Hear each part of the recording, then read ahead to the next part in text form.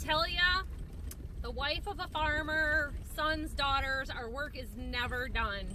So I headed back to the house to start into today's household chores and lawn chores and things like that. And barely got into it and he called me.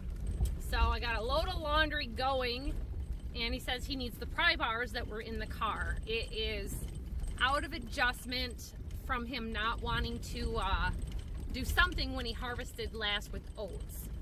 So it's clogging. It wasn't a problem in these outer edges where it's more sandy, but he's getting into some thicker stuff now that he's about, 4 and 6 rows in, depending on where he's at. So he's got to get it adjusted. So I came over, I brought him his bucket of tools and his pry bar, and he said, oh yeah, go back and get me some wrenches. And it's not too far from the house, but he's sitting here waiting for me for 15 minutes as I'm making the trips back and forth. The car's the fastest way to get here. So he's gonna make some adjustments on the roller wheels and hopefully that will get that problem situated. Field ready is dependent on what field you're in or what tractor you're using. So I can see here and down here, he's already been cleaning it out with the pry bar in the center.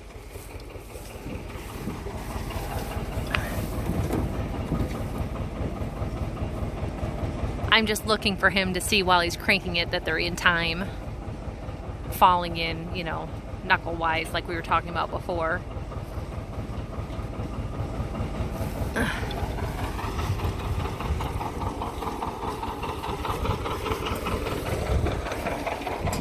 So you think they put those there for cleaning out manually?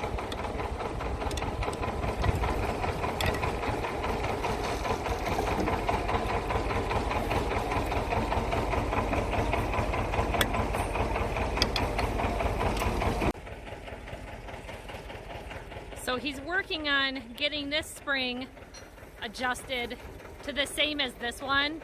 He realized that they were not matching and that it's clogging on this end. It's like a double feed in. There's the sweeps or fingers that are picking it up and the auger to feed it into the rollers on top and bottom, and then it goes into the pressing rollers. So the pry bar is necessary for getting it unclogged, and then I brought him back the pile more wrenches so he can get this matched up to work as a team with this side so that it's going to feed in more evenly and then not have that trouble. But of course we didn't know we were having that trouble because the outside layers were a sandy hill, and then of course all the shaded stuff from back here, it starts growing a lot thicker. Trey was telling me when we left the field he was surprised at how tight of a turn it could make, and I said, well, how does that work with the 3 points and stuff? And he says it's because the PTO is on the tractor, I guess. Dad just told me he hit the hitch. So this is an area that I went over with touch-up paint. It's obviously just, a trick spot, because as you're turning, this tire gets closer and closer to here. So that'll just be a touch-up area over the years. It didn't rub the paint off really, it just got some black on the whole thing from the tread, but boy, that could be bad if you had real aggressive tire treads. So overall, I think he said he's got a couple $100 into fixing this, and I don't think we paid much for it anyway, but we're still into it less than what it was going to cost to repair a sickle bar. He's also told me that from the heat from the last few days, the cylinder is crapping out basically, and he's going to use the tree here to bump the tire. Basically the oil's getting thin, even though it was full and going out the overflow, to create enough pressure for him to move it. He was wanting to back up to this tree right here. I'm kind of the spotter, but I just got over basically 2 weeks of poison ivy. If it's not been one thing, it's been another lately.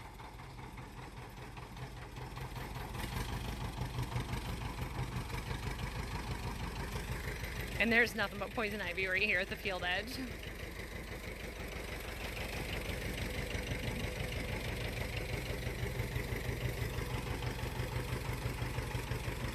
It's not that the cylinder's not working, it's just not working fast enough, I guess. It sounds like from it not turning when he's wanting it to turn, he's having to drive on some hay.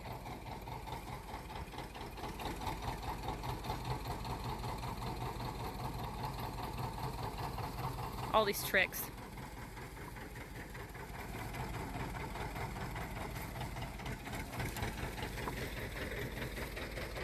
Go ahead. No. I think you'll get it. I think you'll get it.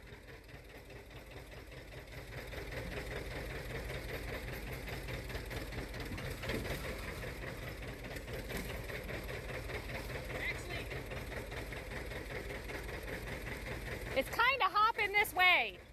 You're gonna hit the top of the tire? The castle nut's gonna hit.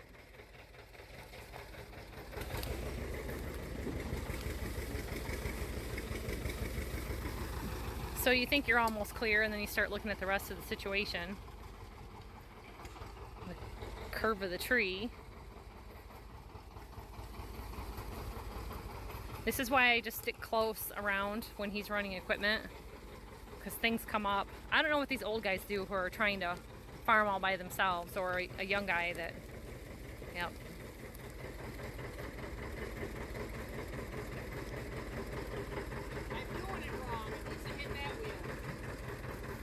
He says he's doing it wrong and needs to hit the other wheel.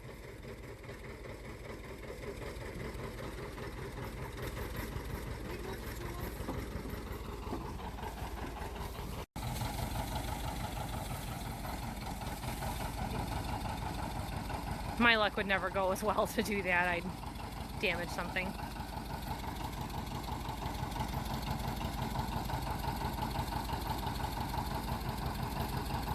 So then I think he's going to steer the tractor this way to straighten out the hitch. Does that make sense? I don't always follow everything he's trying to explain to me. Better not to, or he's going to call me into the fields to help more.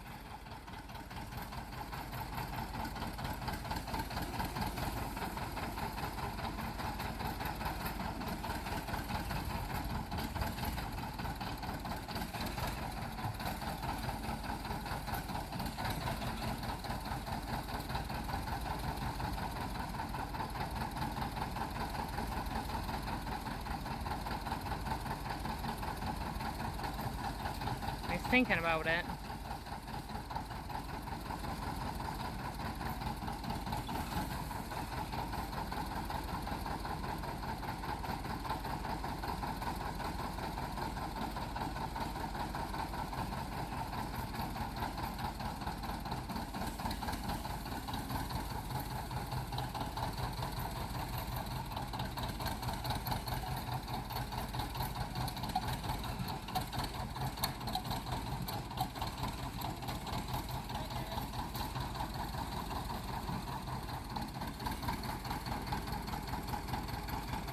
He says that did it. Instead of trying to give it hydraulics all at once, I think he's just kind of nudging it.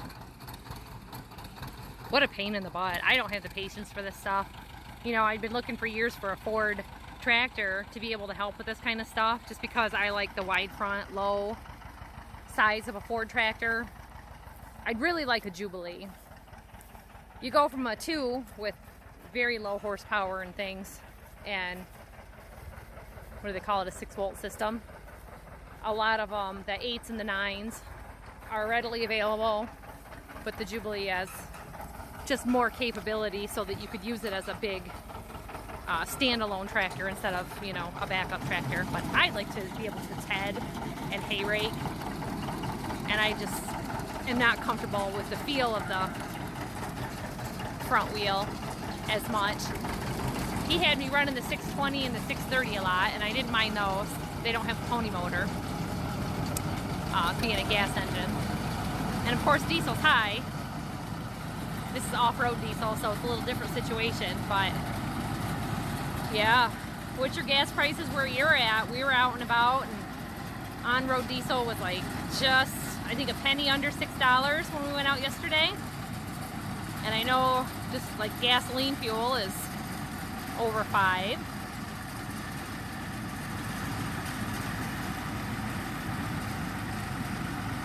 All I can say is we're lucky to have lots of fuel storage capabilities with those doubles that we had and overhead tanks and that yellow wagon that we made last year.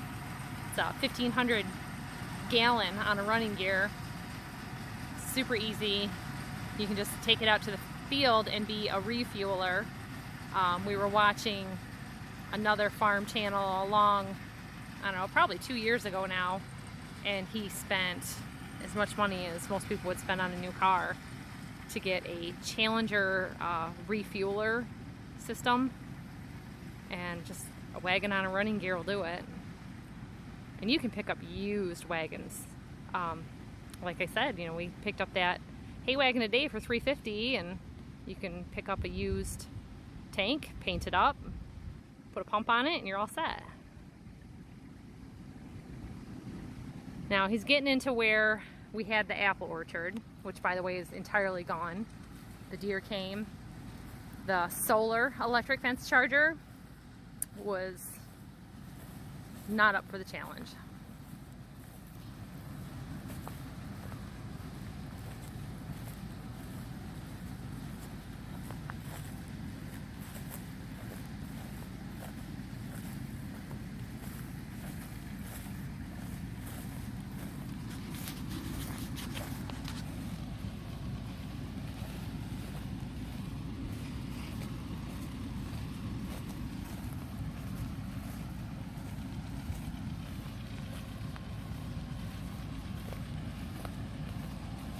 It's funny to be out here where I am right now.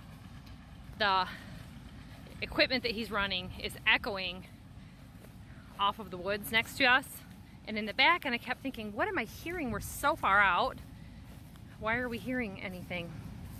There's been some construction trucks going by, but not so much that we should hear anything back here.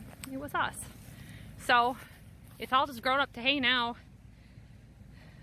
3 fences. Basically, we figured out we got to do another one lower, which is hard because it can start grounding itself out. So you really got to keep it cut and trimmed on the inside and outside. And then big enough that the deer aren't going through it for the larger deer, but it's got to be 4 or 5 rows to keep the baby deer out, because even when we would see the adult deer out here hanging out, they like to go into that back corner and into the woods here. So baby deers were in there grazing on all of our apple trees, and what do we have here, like 32 or 36 trees, and none of them made it. And I came out here with the Dodge and an IBC tote carrying water to the extent that we broke that steering wheel right off of that Dodge. That was a lot of watering to do in the heat of July and August to end up with stakes in the ground. Very disappointing. He's all gung-ho about finding more apple trees to plant it again. I've only been wanting to plant trees up at the house like we've been doing recently. And this time of year, they're starting to mark the trees down a little bit, 25% off sales and stuff, not really clearancing them out. So if you watch your big home centers, right around 4th of July, they start clearancing them out, anything that's left, because they don't want to send them back. They don't want to keep paying the staff to water them, because if they're pumping water or paying for the water by the gallon, it starts really adding up on top of the help being pulled away from other things that they could be doing to water things in a garden center or nursery. So we're gonna still watch for them, but even if we do add 4 or 5 lines, you know, to add 1 or 2 lines to make it 4 or 5, we will do the individual cages around each tree, because we have a lot of clouds. It's not always a beautiful day like this.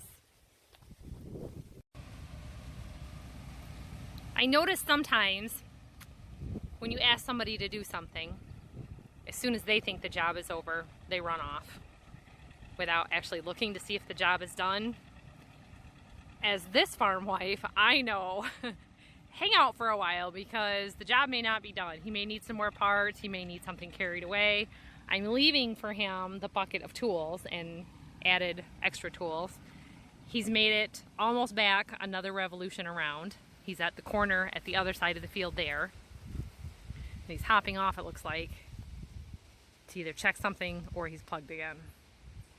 I really thought when I hit record, he'd be making it to this end so I could see how he's making the corners.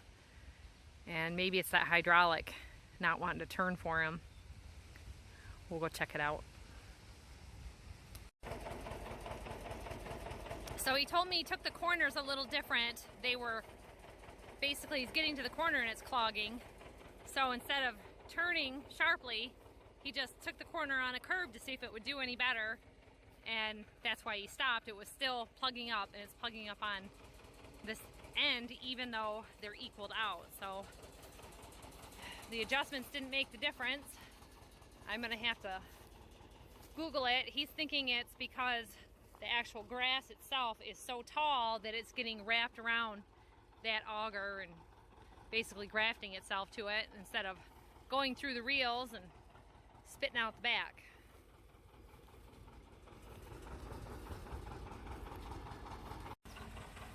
He said it also could be from it sitting for so many years that the auger is like dry and rusty, that it's just not shined up and sliding across it. The way it is going, the auger feeds to the center of the machine and out the back, because I didn't understand that it was going that way. I thought it was just one way all the way across, which the design makes more sense when he explained it.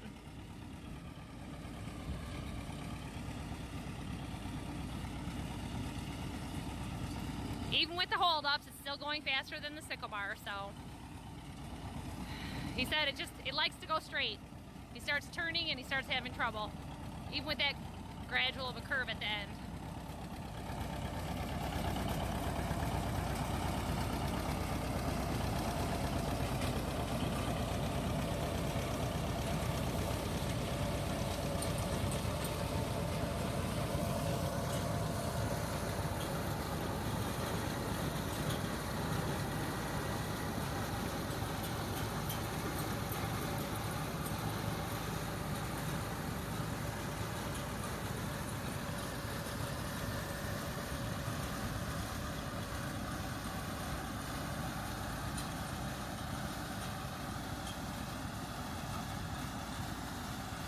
You'd think it'd be designed to be able to handle the tall grass, because first cuttings can get so out of hand with wet springs that, I mean, we've had oats taller than this.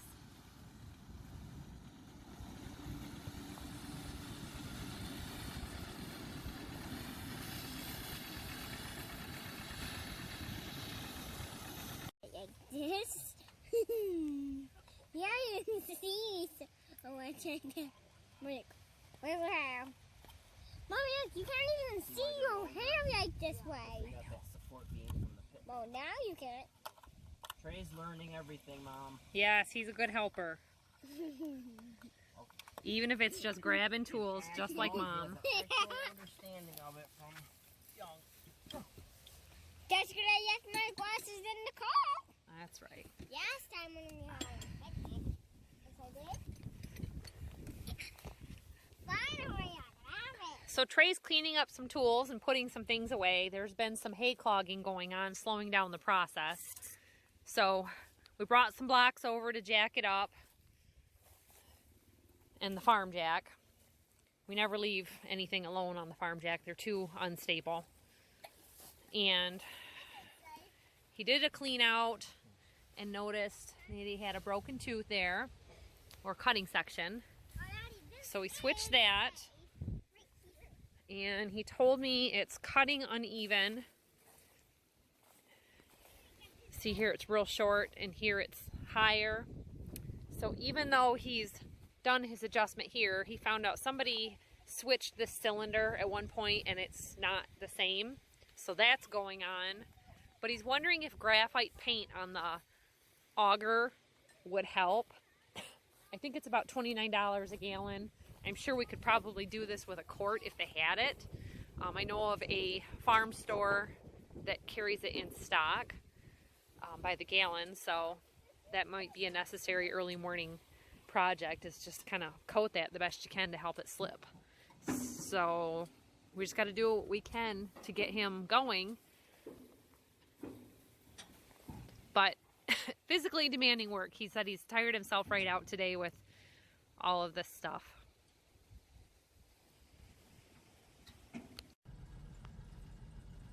Well, it looks like another successful repair for now. Whether it stays unclogged or not is a whole nother story. I'm not counting on it. So he's gonna just kind of get his way out of here, and we're gonna head back home, and we'll go get him some more cutter sections tomorrow in the morning because Tractor Supply is closing in 20 minutes and he needs some dinner. That's the nice thing about doing hay, is you can start late in the day all you want because it's got to dry anyway.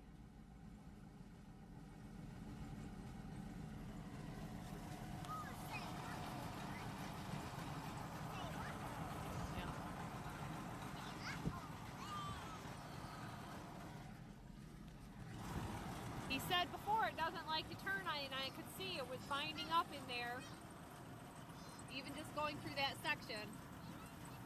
Got to slow right down so that it all feeds through.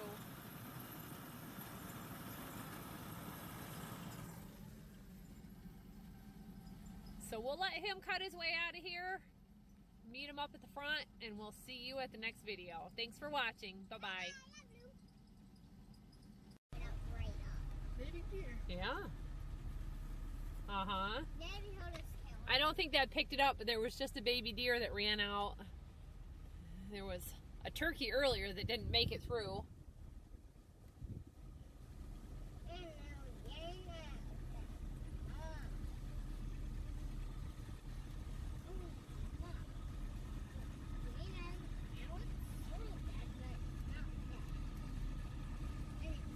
Okay, George.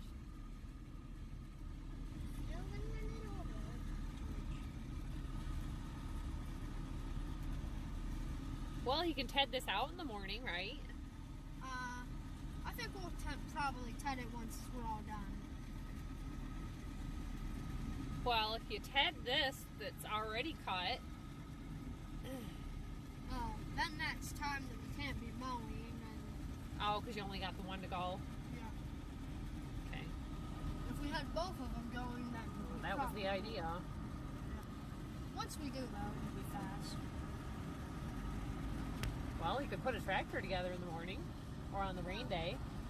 Yeah, on a rainy Dusty. day. On a rainy day, that'd be a good thing to do.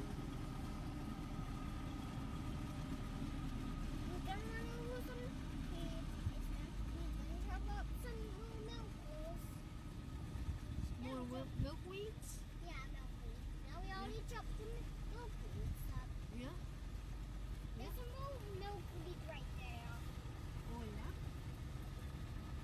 Well, Jay, he does see the sunlight. Yeah. Sun's going down a little bit. Oh, maybe, well, I was wondering if maybe he wants his glasses, but it's probably hard to wear glasses with the headphones. Yeah. Probably not going to be cutting that much longer. It's just that where the sun's at right now, it's right in his eyes.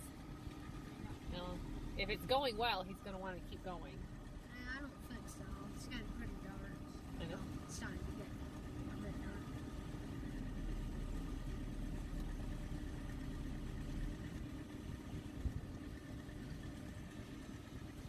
Mommy, Uh-huh. that tractor, that mower is too bad because it's too heavy for a tractor. We need Trey's tractor right for that one. Got to be bringing Jack out here for this so he can get just driving practice, figuring out stop and go, and it's not about going fast, but just kind of getting comfortable with a vehicle.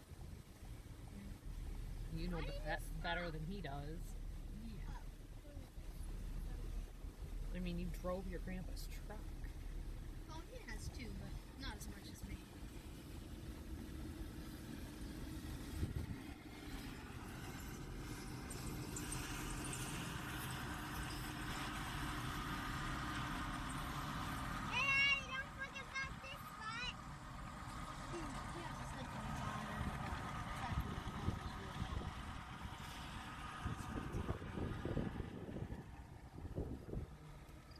And I don't think we can see him. She's dead now. She's not moving anymore. This is just the wind, but right there. I can see it. Right there. Yeah, I see.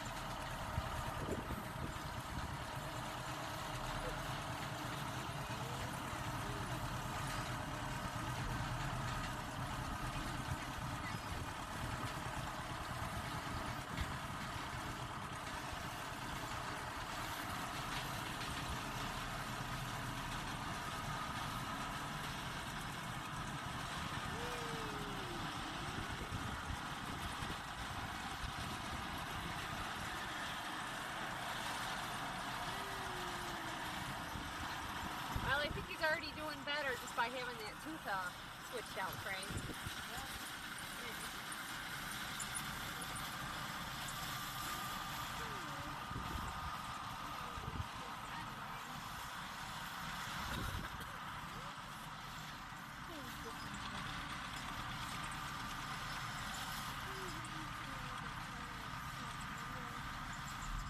You guys can watch. Is that worse?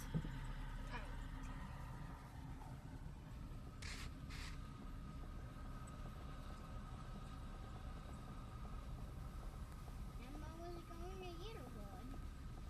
But still some good.